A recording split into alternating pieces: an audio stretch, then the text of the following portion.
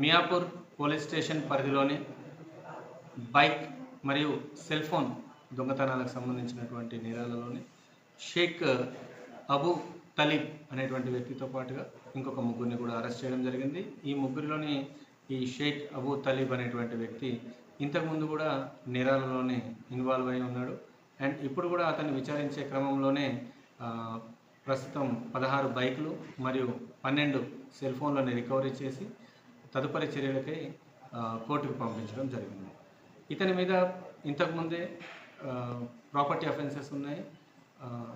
And ప్రజలకి ముఖ్యంగా police వారి తరఫు నుంచి విజ్ఞప్తి ఏమిటంటే, మియాపూర్లోని మెట్రో స్టేషన్ ఉన్న కారణంగా వారి యొక్క ఉరుకుల పరుగుల జీవితంలోని వారి యొక్క బైక్స్ని మెట్రో పార్కింగ్లో కాకుండా ఏదైతే సబ్వే ఉంటుందో సబ్వేలో పెట్టేసి ఇమ్మీడియట్లీ మెట్రోకి వెళ్ళిపోతున్నారు. మళ్ళీ ఈవినింగ్ టైంలోనో, లేట్ అవర్స్లోనో, నైట్ అవర్స్లోనో తిరిగి రావడం జరుగుతుంది. కొందరు ఏంటిదంటే వాళ్ళ యొక్క పని కంప్లీట్ కాకపోవడంతో వాళ్ళు మళ్ళీ తిరిగి రిటర్న్ రాకుండా నైట్ మొత్తం కూడా బైక్ అక్కడే ఉంటుంది. ఇటువంటి టైంలోని బైక్ అఫెన్సెస్ ఎక్కువగా అవుతున్నట్టు మా దృష్టిలోకి వచ్చింది.